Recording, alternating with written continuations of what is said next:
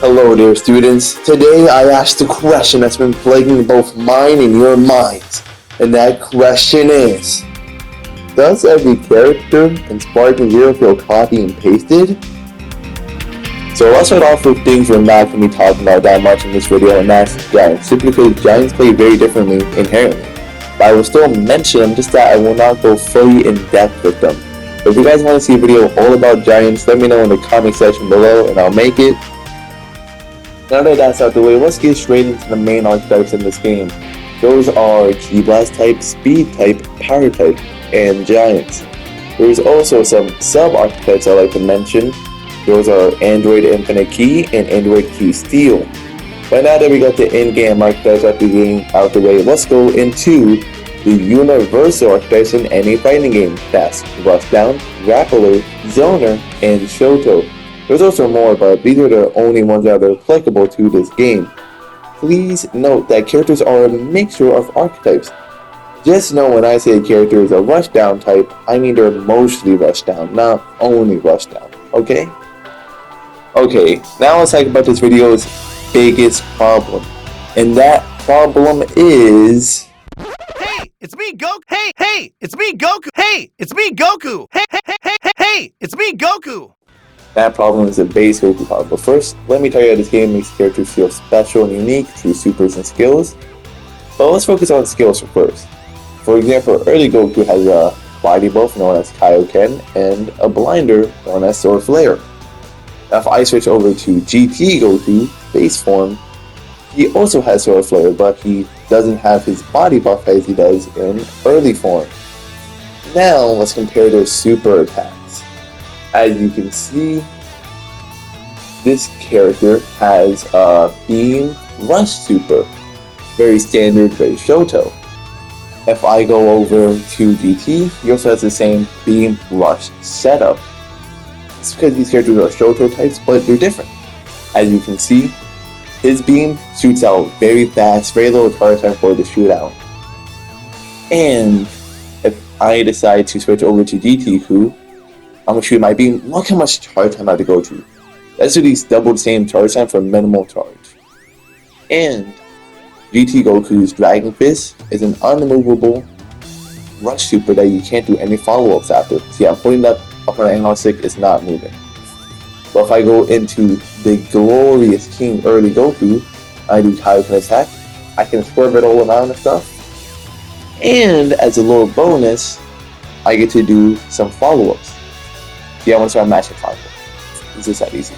Boom, boom. You have to do all your follow-ups, all two of them. I'm going to try doing the exact same thing with GT Base Goku and start matching Triangle, but unfortunately, when I match Triangle, it doesn't really give me the ability to do follow-ups.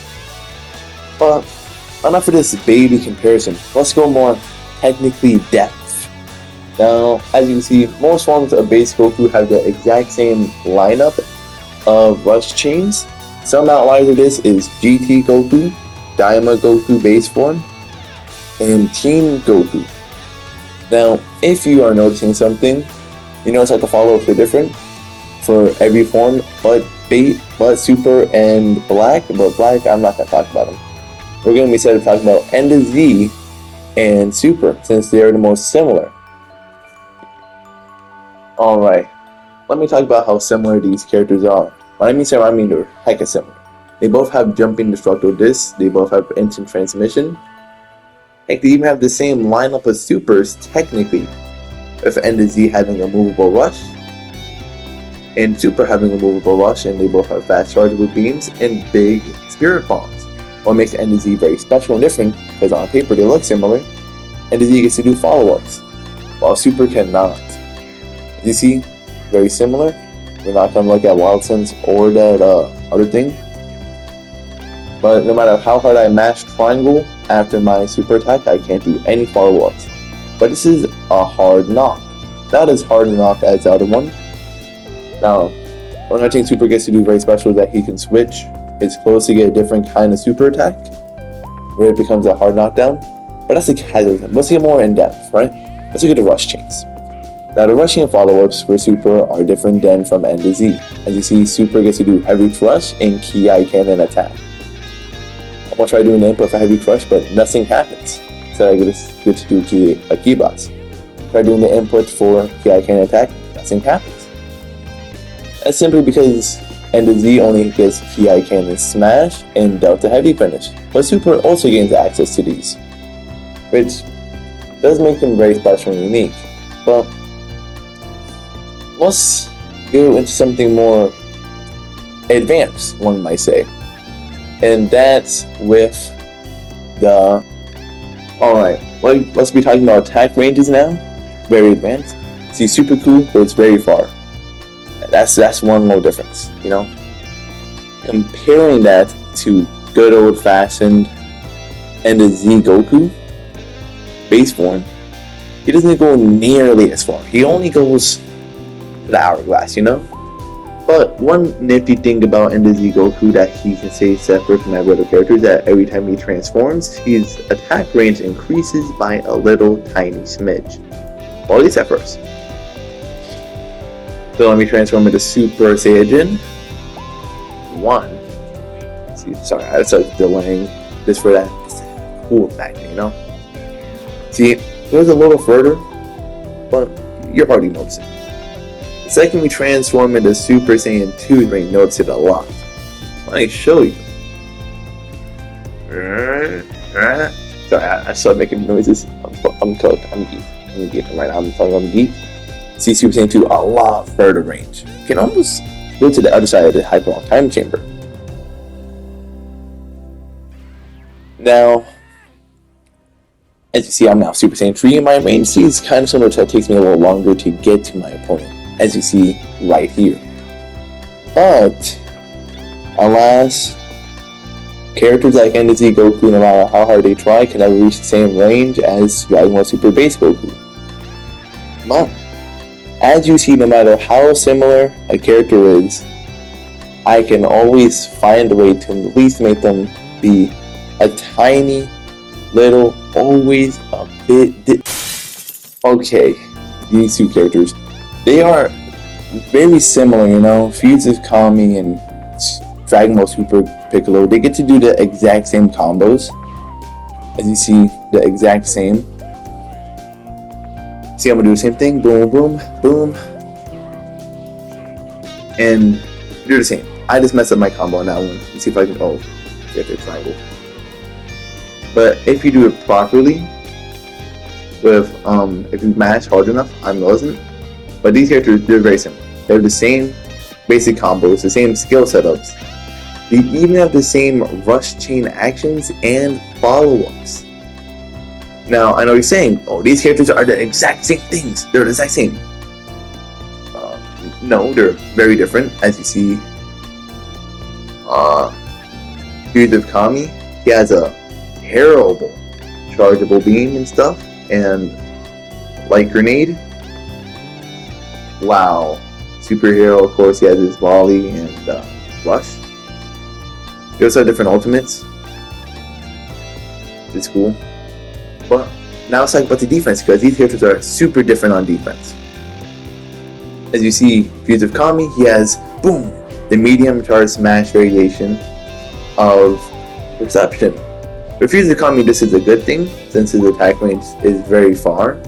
But these characters have the same attack range.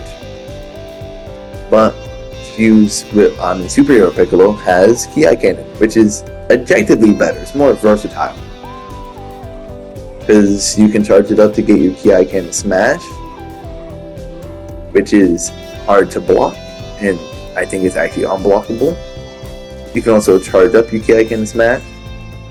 And see, Superhero Piccolo can transform. Very base. Cool. But yeah, that's all the differences I can find with them. Technically, on paper and in reality, these characters offensively are the exact same. They play so similar. But it's once you start messing around with the defense stuff, they become very different. Very different. I pinky promise. Swear. Those are the same revenge counter and key recovery. That's that Fuse of Kami. he recovers from his rent counter 1 frame earlier, which is very cool. But yeah, Fuser Kami also starts off with 3 bars of ki, while Superhero starts off with 2. That's the biggest offensive difference. So I'll take that with 2. But I think that's it for the toughest characters to describe on offense and defense, which is pretty cool.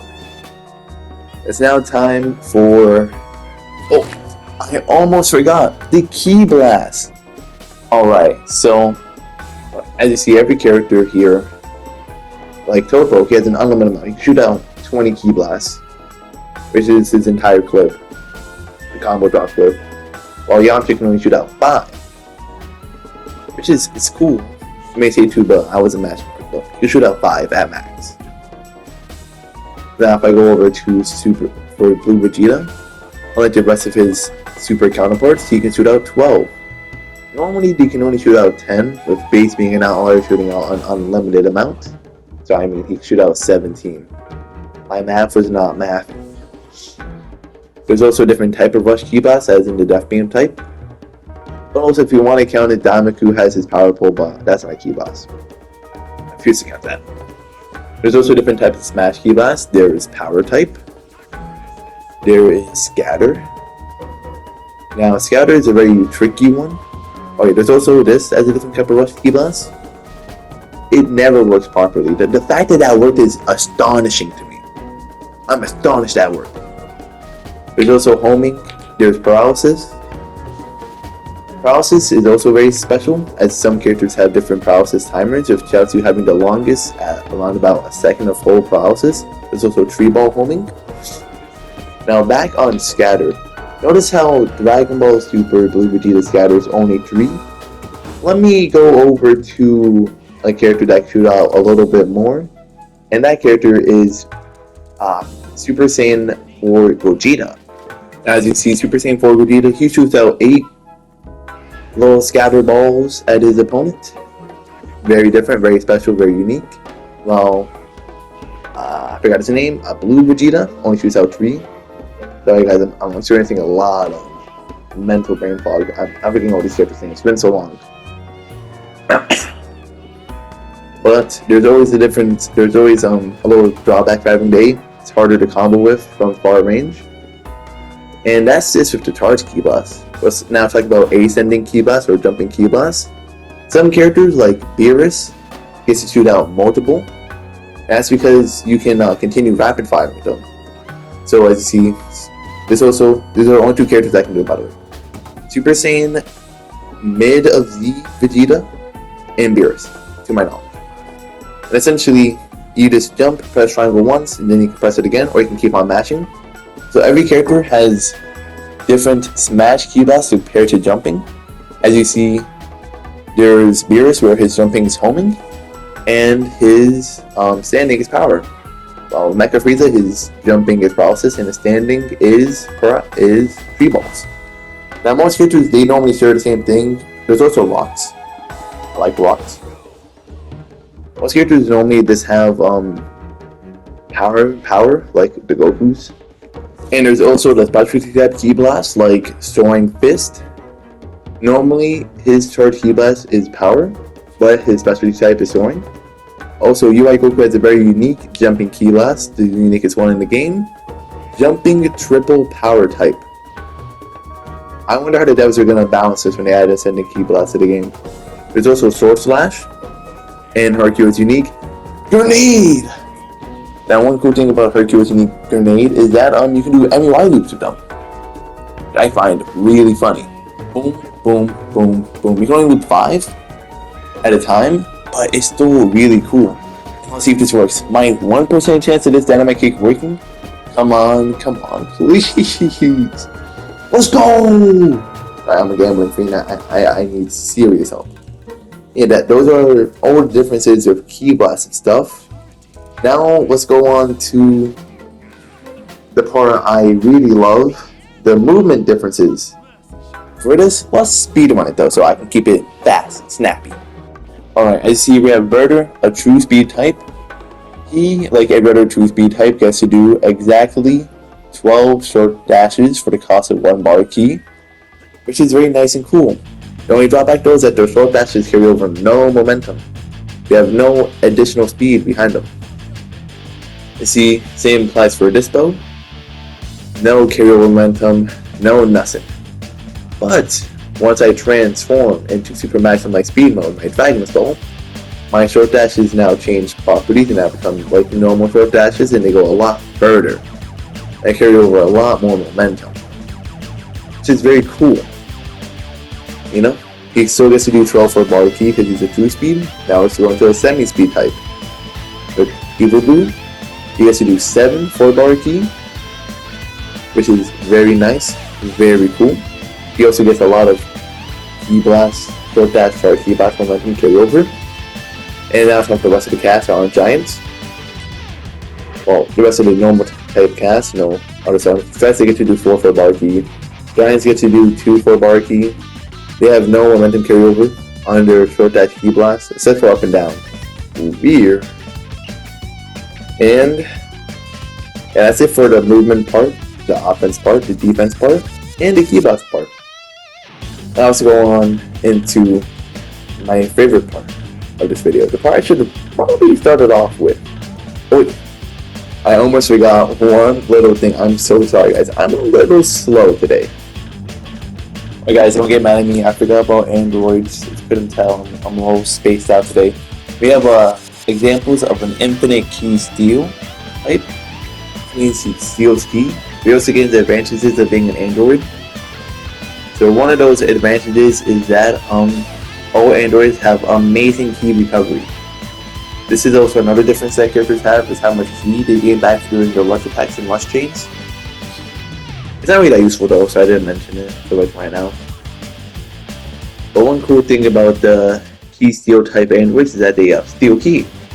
As you see, my Duro, they are still around about 1.5 bars. Very strong grab. I remember people were complaining about it for like weeks when the game first dropped. And I see there, Duro can also suck up Key Blast. So can Android 19. These are for the only 2 characters in game that are Key Steal types. But you can also hold down how long you want to be absorbing Key, which I really like. They can just keep on holding it. And there's no drawback. Besides the fact that like your opponent can punch you, but can't launch a perception. You can also, speaking of perceptions, you can also make your opponent shoot out their beam and just suck it up. And yes, you do gain back key depending on what kind of beam it is. I think it's off of how strong the beam is or how much key is in it. Pretty much only works for super attacks, no ultimates. And only against beams that you can perception. So no death beams, no mowing down beams, no super explosive beams. But I find that really cool. Especially since you can't do that with Android's infinite key type. Because they keep on rejecting key, so the game made a balance. They can't gain back key for perception and stuff.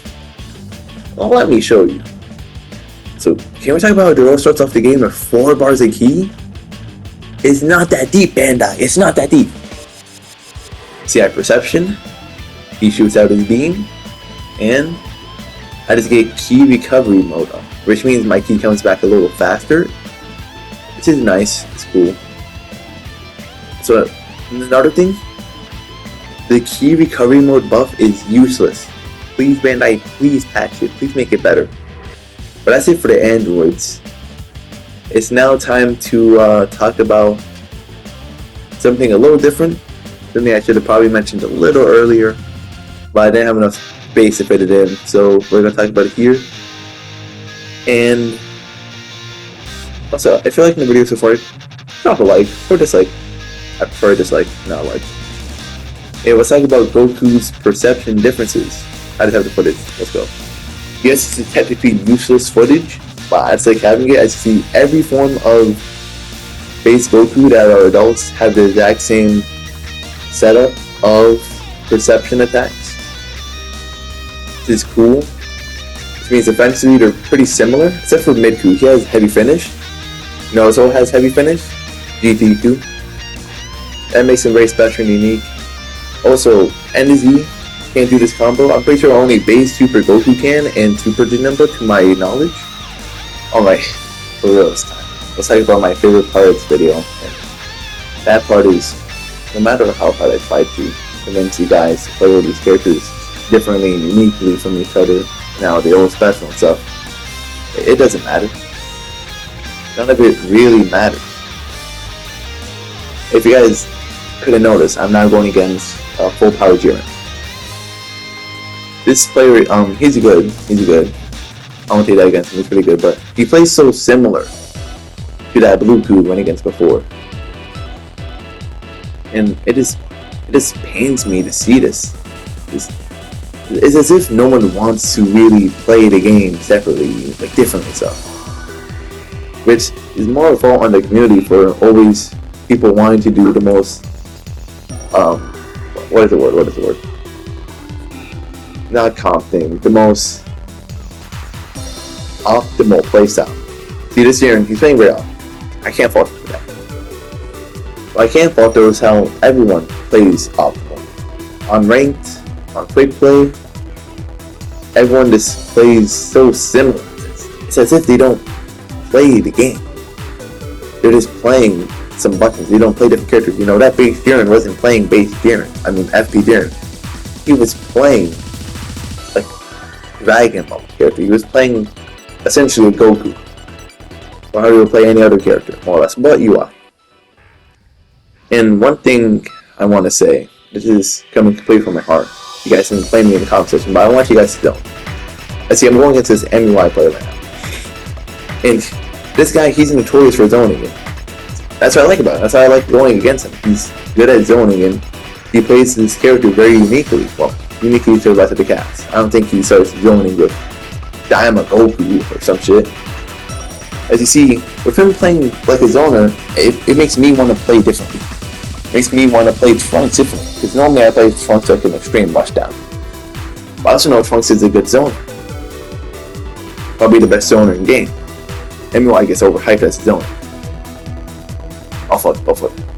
But one thing I really want you guys to do is just play like a zoner. I go, oh, but it's so boring, so lame. Find a way to make it fun. You don't always have to zone the entire match like this guy and I are doing. You can, you know, zone every once in a while. That's one thing that no one understands. I think zoning got so stigmatized before patch and after patch. I want to see that loss get set up. Did I see? Oh, come on. Sorry. I see. This character is really good at zoning. Not really good at being up and personal.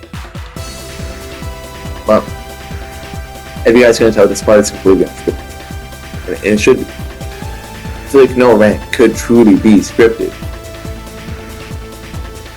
But I just wish you guys would understand the appeal of Tenkaichi. He's not being up close and personal and always hitting your opponent and playing every character the same. It's no. What's the point of having 193 to maybe 212 characters if you're just gonna play all of them the same? At that point, just hop on any mobile game or something, you know, hop on like a clicking game and just play that. That's what you're doing. That's why I just want you guys to know. You don't have to if you don't want to. But yeah, that's it for my favorite part of the video. Wasn't that pretty intrinsic, one might say? I know, I'm so smart. I'm using big boy words. Now let's go on to a part of the video where I talk about unique characters that do very unique stuff. So, first things first on the list is Daima Goku. So the reason why I call Daima Goku the most special character in games is because he can't zone, and he has heavy finish instead of key boss. I think it makes him so unique, right? His combo strings get opened up. He gets to do so much more cool stuff than any other character in the cast. He's the only character in the game that gets to do that combo. They seldom do. He's the only character that gets to do a combo extension off of aerial slash from the front. Because his air slash around his tongue. So OPEC is just beating me up. OPEC, if I ever see him ranked again, I'm gonna mess you up, bro. I swear to God. I'm using Anriod against you next time, OPEC. Sorry, getting off that. But the next character that I feel like is super unique is Hercule. That's because he can't stagger anyone without capsules, or a medium charge smash, or his right charge smash. His right charge smash does break two farm, as you see right there, but it doesn't send you flying. You can't get anything off of it. That's one thing I love about Hercule, you know? He's just so fun, so different to play. Even if you're playing the same as everyone else, he's still different. That's a cool Hercule type combo. So, yeah. Now it's time for the video which things I wish Bandai would change for Sparking Zero. First thing is this bow. I wish this also goes for this bow and Aftermath Strike, and this Aftermath Strike and Super Lightning Max Speed mode. I wish they had like indicators of when it's still active. I feel like they need an indicator, right? Because like as you see the speed clip before, I didn't know if I had like Super Maximum Speed mode activated. That's because I have no indicator, and I am not physically counting 10 seconds or like 15 seconds mentally all the time. Either the devs keep up that clock thing you see right now for the entire match so they can go bye-bye, or they put an indicator. The indicator is a lot easier though, I think. Another thing I feel like they should add into the game, if they have not already done by the time of the DLC patch dropping, that's ascending key blasts like we had back in BP3.